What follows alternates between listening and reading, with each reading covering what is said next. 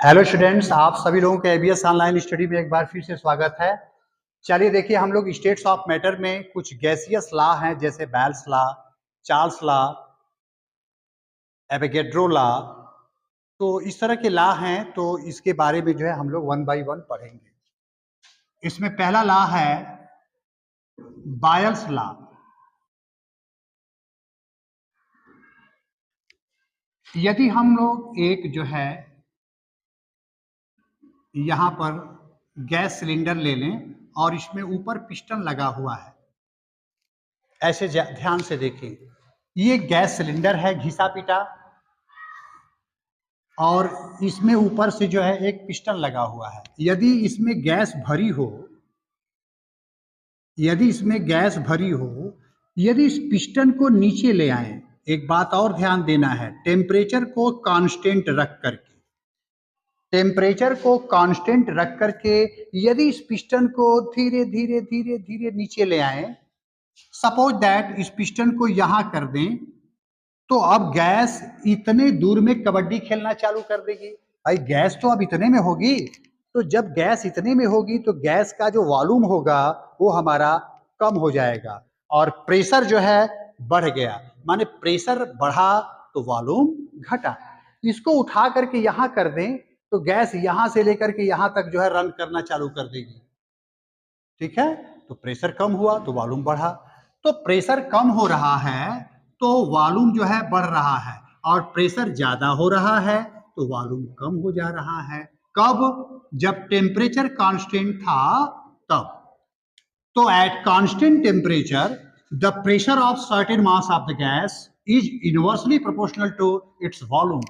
माने जब temperature constant हो तो किसी गैस का जो प्रेशर होता है वॉल्यूम के इनवर्सली प्रोपोर्शनल होता है।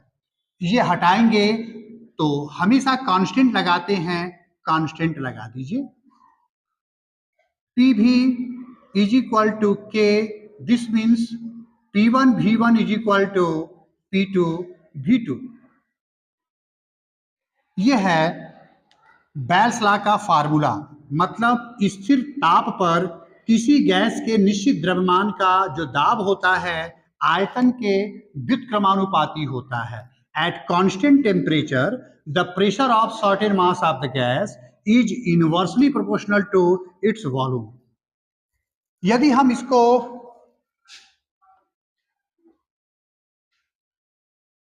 ग्राफ के द्वारा दिखाएं, P और V के बीच ग्राफ खींचें तो देख रहे हैं कि P बढ़ रहा है तो V घट रहा है। एक इस तरह का लाइन आएगा। ये कब होगा? जब टेम्परेचर कांस्टेंट होगा तब होगा। This is called बायल्स law. इसी को हम लोग बायल्स का नियम बोलते हैं। चलिए जरा चार्ल्स लॉ की बात करें हम लोग। देखिए वही पुराना मूर्छा वाला गैस सिलेंडर, और इसमें पिस्टन लगा हुआ है और इसमें कुछ गैस भरी है। लेकिन अगले बार हम लोग बेल्स लॉ में टेम्परेचर कांस्टेंट रखे थे और यहां पर प्रेशर कांस्टेंट रखे, मतलब इस पिस्टन को ऊपर नीचे नहीं लाना है। चलिए ठीक है, यदि हम यहां से इसको गर्म करें तो गर्म करेंगे तो गर्म करने पर गैसों की काइनेटिक एनर्जी बढ़ जाती है। जब एनर्जी बढ़ेगी तो एकदम बना करके जौन बा ये सब नीचे से ऊपर जाने का प्रयास करें। जैसे गर्मी के दिनों में ये होता है ना कि एकदम आदमी डिस्टर्ब रहता है, जिससे कुछ समझे में ना आई, एकदम आदमी का मानसिक संतुलन बिगड़ जाता है। तो ऐसे केस में यदि हम लोग प्रेशर को कांस्टेंट रख करके यदि टेम्परेचर बढ़ा दें तो टेम्परेचर बढ़ाएंगे तो गैसों की काइनेटिक एनर्जी बढ़ती है। जब काइनेटिक एनर्जी बढ़ेगी तो ये गैस यहाँ से लेके यहाँ तक जो है तेजी से मूवमेंट चालू कर देंगे। अर्थात जब तेजी से मूवमेंट करेंगे तो हम ये कह सकते हैं कि गैसों का जो है वॉल्यूम बढ़ जाएगा। तो वॉल्यूम गैसों का बढ़ा कब? जब टेम्परेचर बढ़ाए तब। P को कांस्टेंट रखते हुए, माने at constant pressure the volume of certain mass of the gas is directly proportional to absolute temperature. मतलब कांस्टेंट प्रेशर पर किसी गैस का जो वॉल्यूम होता है एब्सोल्यूट टेम्परेचर के डायरेक्टली प्रोपोर्शनल होता है। ये हटाएंगे, कांस्टेंट लगाएंगे, v is equal to K T, this means v by T is equal to K, अर्थात v1 by t1 is equal to v2 by t2। ये है आपका चार्ल्स लॉ। यदि हम इसको ग्राफ से रिप्रेजेंट करें तो चूंकि ये डायरेक्टली प्रोपोर्शनल है तो एक इस तरह का ग्राफ आएगा। ये कब होगा? जब प्रेशर कांस्टेंट रहेगा तब होगा। तो कुल मिला जुला करके चार्ल्स लॉ में हम लोग को ये दिमाग में रखना है कि जब वॉल्यूम जो है और टेम्परेचर की बात किया जाए प्रेशर को कांस्टेंट रख करके, तो वॉल्यूम जो है एब्सोल्यूट टेम्परेचर के डायरेक्टली प्रोपोर्शनल होता है, जिसको हम लोग चार्ल्स लॉ बोलते हैं। चलिए गैलुसाक्स लॉ की बात करें। देखिए बायल्स लॉ की बात किए, इसमें टेम्परेचर कांस्टेंट था, पी भी के इनवर्सली प्रोपोर्शनल था। चार्ल्स लॉ की बात किए, इसमें प्रेशर कांस्टेंट था, भी एब्सोल्यूट टेम्परेचर के डायरेक्टली प्रोपोर्शनल था, और तीसरे में भी को यदि हम लोग कांस्टेंट रख दें और उसी तरह से यदि किसी गैस सिलेंडर में गैस ले लिया जाए और सपोज दैट यहाँ पिस्टन लगा हुआ है और इसमें गैस भरी है, इसमें v को कांस्टेंट रख करके यदि हम यहाँ पर गैस का टेम्परेचर बढ़ा दें, तो गैस का टेम्परेचर बढ़ाने पर अभी बताएं हम लोग कि गैस की काइनेटिक एनर्जी बढ़ जाएगी, और काइनेटिक एनर्जी जो होता है हाफ mv² होता है। इसका मतलब v की वैल्यू बढ़ेगा, और जब v की वैल्यू बढ़ेगा तो तेजी से गैस के मॉलिक्यूल्स जो है इस पिस्टन पर टकराएंगे, गैस के मॉलिक्यूल इस पिस्टन पर टकराएंगे, अर्थात गैस के द्वारा जो प्रेशर की बात होगी वो बढ़ जाएगी। तो प्रेशर जो है एब्सोल्यूट टेम्परेचर के डायरेक्टली प्रोपोर्शनल होता है। कब? जब वॉल्यूम कांस्टेंट रहता है तब। At constant volume the pressure of certain mass of the gas is directly proportional to absolute temperature. ये हटाएंगे, एक कांस्टेंट लगाएंगे, this means P by T is equal to K, यानी P1 by T1 is equal to P2 by T2। It is called Gay Lussac's law. मैंने Gay Lussac's law के according यदि किसी system में हम लोग V को कांस्टेंट रख दें तो प्रेशर एब्सोल्यूट टेम्परेचर के डायरेक्टली प्रोपोर्शनल होता है।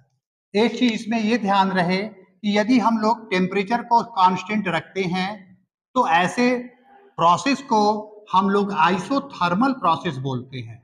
आइसोथर्मल प्रोसेस, यदि किसी सिस्टम में प्रेशर कांस्टेंट रहता है उसको हम लोग आइसोबैरिक प्रोसेस बोलते हैं। यदि किसी सिस्टम में V की वैल्यू कांस्टेंट रहता है तो उसको हम लोग आइसोकोरिक प्रोसेस बोलते हैं। यानी ऐसा प्रोसेस जिसमें टेम्परेचर कांस्टेंट रहे उसको आइसोथर्मल प्रोसेस, ऐसा प्रोसेस जिसमें प्रेशर कांस्टेंट रहे उसको आइसोबैरिक प्रोसेस, ऐसा प्रोसेस जिसमें वॉल्यूम कांस्टेंट रहे उसको आइसोकोरिक प्रोसेस बोलते हैं। Graham's law of rate of diffusion. ये रेट ऑफ डिफ्यूजन में एक नई टॉपिक है। R is equal to V by T, R is equal to N by T, R is equal to D by T. ये rate of diffusion को define करने के terms हैं। R का मतलब रेट ऑफ डिफ्यूजन, ये V जो है गैस का वॉल्यूम है मान लीजिए, और T टाइम है या number of moles, T time, D distance travel by the gas, और T टाइम मतलब एक सेकेंड में कोई भी गैस एक जगह से दूसरे जगह जो जाती है उसका जो वॉल्यूम होता है, माने rate of diffusion of gas can be defined as the volume of gas flow in 1 second 1 second में कोई भी गैस का जो वॉल्यूम होता है, कितना जो है फ्लो करता है, वो उसका जो है रेट ऑफ डिफ्यूजन होता है। और उस गैस का कितना नंबर ऑफ मोल्स है 1 सेकेंड में, वो उसका जो है भी रेट ऑफ डिफ्यूजन होता है। और distance travel by the gas in 1 second, मतलब 1 सेकेंड में कोई भी गैस कितना डिस्टेंस ट्रेवल करती है, वो भी उसका जो है रेट ऑफ डिफ्यूजन होता है। जैसे देखिए, यदि ये 2 व्यक्ति हैं और दोनों को यहां तक दौड़ाना है, एक का मास देखने से ही लग रहा है कि पूरा भयावह है, देख ले आदमी तो डर जाए, 200 केजी, एक साहब है 50 केजी। इन दोनों को यहां तक जो है हमको दौड़ाना है, तो ये तो स्वाभाविक है कि ये साहब जल्दी दौड़ेंगे, और ये तो पूरा जब ये यहां आएगा तो ये साहब शायद यहां तक आए हों, एकदम हांफते हुए जो है चले जाएंगे धीरे धीरे धीरे धीरे धीरे। माने ये जब एक बार जाएंगे तो ये हो सकता है कि 10 बार यहां तक हो आए। माने किसी भी गैस का जो रेट ऑफ डिफ्यूजन होता है, उस गैस के मॉलिक्यूलर वेट के अंडर रूट के इनवर्सली प्रोपोर्शनल होता है। कब? जब टेम्परेचर और प्रेशर दोनों कांस्टेंट होता है तब। तो at constant temperature and pressure, rate of diffusion of the gas is inversely proportional to its molecular weight. क्योंकि m is equal to 2d होता है, m को मॉलिक्यूलर वेट बोलते हैं, और d को वेपर डेंसिटी, वाष्प घनत्व, ये वाष्प घनत्व है, और ये अणु भार है। इसको हटा दें, r is equal to K root m, यानी r root m is equal to K r1 root m1 is equal to r2 root m2, r1 by r2 is equal to root में m2 बाई m1। चूंकि m is equal to 2d होता है तो ये हो जाएगा d2 by d1। अच्छा, r की वैल्यू यदि हम लोग ये लगा दें तो r1 की वैल्यू होगा v1 बाई t1, तो r1 के जगह लिख दें v1 बाई t1, r2 के जगह v2 बाई t2, t2 ऊपर चला जाएगा, इस n1 के रूप में आ जाएगा n1 t2 by n2 t1, d के रिस्पेक्ट में d1 t2 by d2 t1। This is called Graham's law of rate of diffusion. Graham का विसरण दर का नियम है, माने ग्राहम के विसरण दर के नियम के अनुसार स्थिर ताप तथा दाब पर किसी गैस का जो विसरण की दर होता है, उस गैस के अणु भार या वाष्प घनत्व के वर्गमूल के व्युत्क्रमानुपाती होता है। माने at constant temperature and pressure, rate of diffusion of the gas is inversely proportional to its molecular weight or vapor density. Dalton's law of partial pressure. देखिए डाल्टन साहब क्या किए कि 3 गैसें लिए, मान लेते हैं 3 गैस ये A B C हैं, और तीनों गैस ऐसा हो जो आपस में रिएक्शन न करने वाली हो, और इन्होंने सिस्टम का टेम्परेचर और वॉल्यूम दोनों को कांस्टेंट रख दिया। टेम्परेचर और वॉल्यूम दोनों को कांस्टेंट रख दिया, तो यदि हम लोग टेम्परेचर और वॉल्यूम को कांस्टेंट रखें और ऐसी गैसें जो आपस में रिएक्शंस न करने वाली हों, तो इनके मिक्सचर्स का मतलब तीनों मिल करके यदि P प्रेशर एग्जर्ट कर रही हैं, टोटल प्रेशर है, P क्या है? Total pressure. और A B C का इंडिविजुअल प्रेशर PA, PB और PC है, जिसको हम लोग पार्शियल प्रेशर बोलेंगे। पार्शियल प्रेशर ऑफ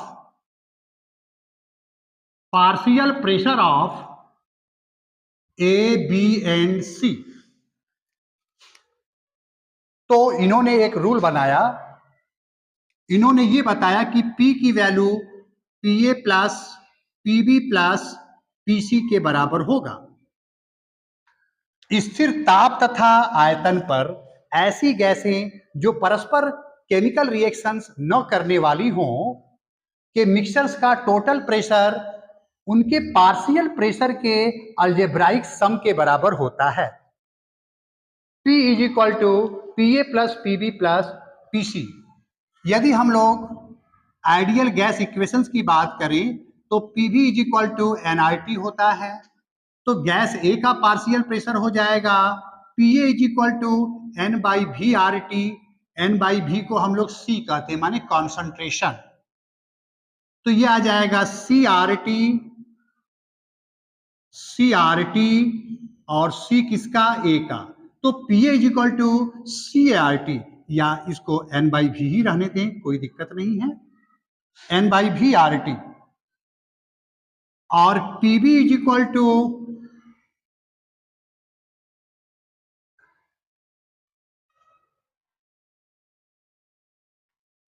ये आपका N A R T by V कर दीजिए, P B is equal to N B R T by V. क्यों? क्योंकि भी और टी दोनों कांस्टेंट है, ये और कांस्टेंट है तो आर ऐसे भी कांस्टेंट होता है, तो इसीलिए हम लोग N B R T by V कर देंगे।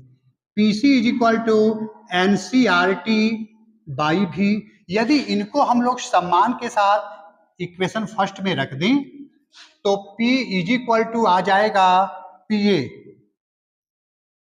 N A by V R T plus N B by V R T plus N C by V R T. तो आर टी बाई भी यदि कॉमन ले लें तो N A plus N B plus N C, this is equal to P. यदि हम लोग P A में P का डिवाइड कर दें, पी ए बाई पी, तो एन ए